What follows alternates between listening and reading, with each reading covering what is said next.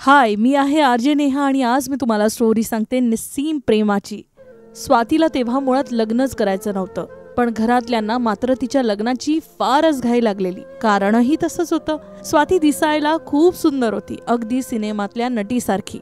सुंदर रेखीव डोळे, कमनिया बांधा, गुलाबाच्या पाकळीसारखे ओठ, मोकळे केसाचे बट तिच्या चेहऱ्यावर अजूनच शोभून दिसत। पहिल्याच नजरेत कोणालाही भूल पडेल असं तिचं सौंदर्य होतं आणि म्हणूनच तिच्या मागे बरीच मुलं लाळ घोटाळून बसायची। पण ही मात्र कोणालाच किंमत देत नसे। तिला प्रेमात काडीचा इंटरेस्ट नव्हता आणि तसेही तिच्या बहिणीचा प्रेम विवाह झाला होता, पण तिचा नवरा तिला मारझोड करायचा, मग ती येऊन माहेरीच राहिली। त्यामुळे तिचा प्रेमावर तर मुळीच विश्वास नव्हता।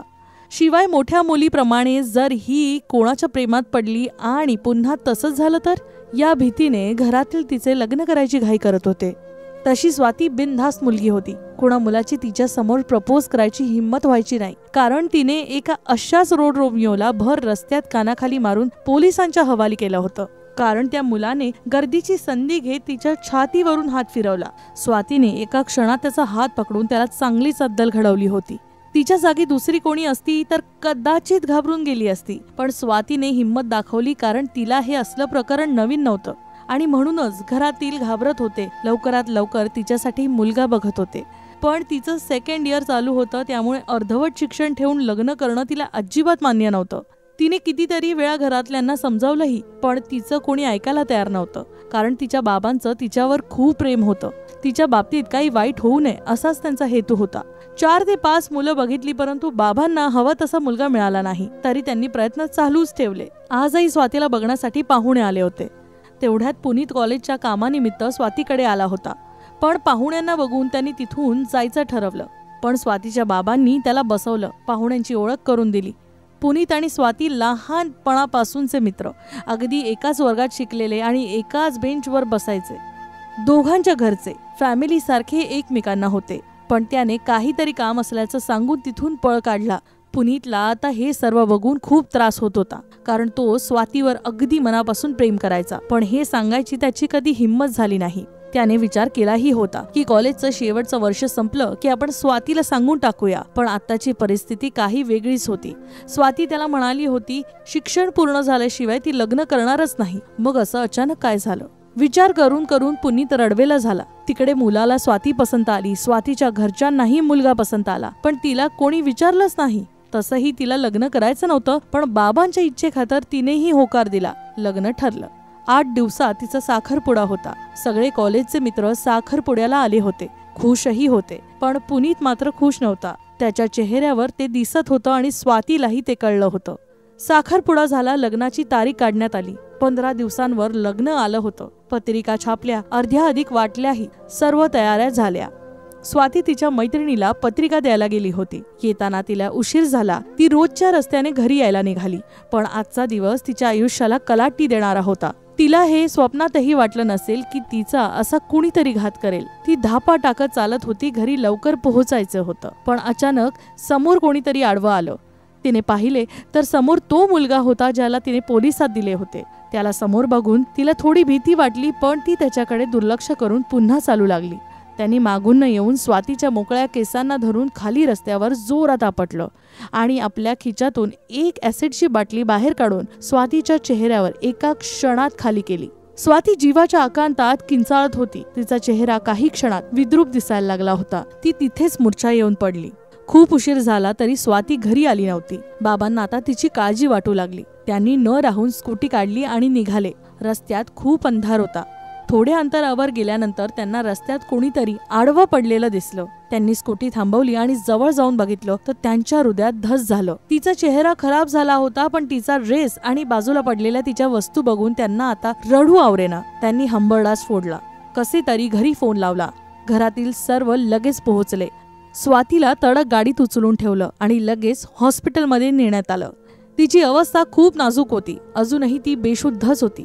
लगेच डॉक्टरांनी उपचार चालू केले। काही तासातच ती शुद्धीवर आली। बाबांना तिला भेटायचं होतं, पण भेटायचं धाडस मात्र होत नव्हतं। तरीही बाबा न राहून आत गेले। स्वातीला बघून त्यांना रडू आवरेना। तिचा चेहरा पूर्ण पट्टीने बांधला होता। तिलाही आता रडायला येत होतं। बाबांनी तिला धीर दिला। तेवढ्यात पोलीस आले, तिची जबानी घेतली। स्वातीला हॉस्पिटलमधून घरी आणले। पुनीतला समजल्यावर तो लगेच तिला बघायला आला, पण तिच्या सासरचे अजूनही तिला बघायला आले नव्हते. स्वातीच्या बाबांनी तसं सांगितलं होतं तिच्याबद्दल फोन करून, पण अजून कोणीच कसं आलं नाही याची सर्वांनाच खंत वाटत होती.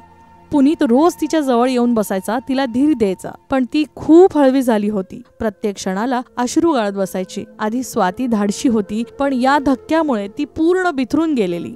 एके दिवशी तिच्या सासरच्या लोकांचा फोन आला. ते म्हणाले, आम्ही हे लग्न मोडतोय, कारण आता तुमची मुलगी पहिलेसारखी राहिली नाही आणि विद्रूप मुलगी आम्ही सून म्हणून नाही स्वीकारू शकत. बाबा धक्क्याने जागच्या जागी खेळून बसले, पण स्वातीला मात्र याचं काही वाटलं नाही, कारण तिला या सगळ्याची कल्पना होतीच आणि तिने हे स्वीकारलंही होतं. स्वातीच्या तब्येतीत आता थोडी थोडी सुधारणा होत होती.